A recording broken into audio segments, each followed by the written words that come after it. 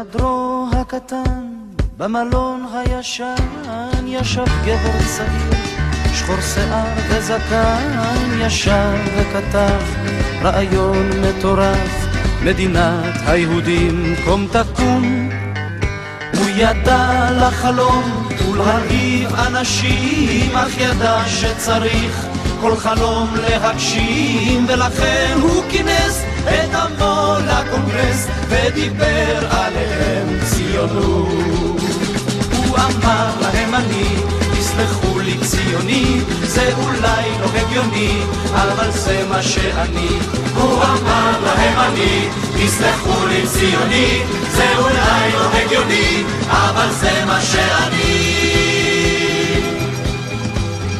והם באו כולם לאותו הקונגרס והקשיבו לאיש הנלהב התוסס האומר די לחלום, כי הגיע היום לעשות מעשים של ממש.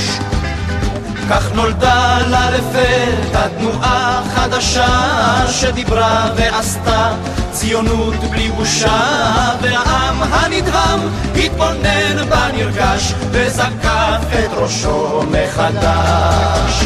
הוא אמר פתאום אני, תסלחו לי ציוני, זה אולי לא הגיוני, אבל זה מה שאני. הוא אמר פתאום אני, תסלחו לי ציוני, זה אולי לא הגיוני, אבל זה מה שאני.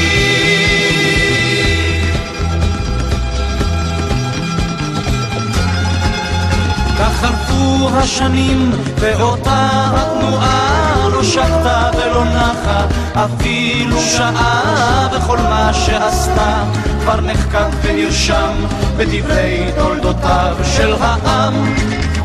והיום כששמים מסביבה מרכאות, מבטה העיקש שוב פונה לבאות, היא אומרת לעם החלום עוד לא תם, יש בו עוד מה לעשות. לכן אני גם היום עוד ציוני, זה אולי לא הגיוני, אבל זה מה שאני.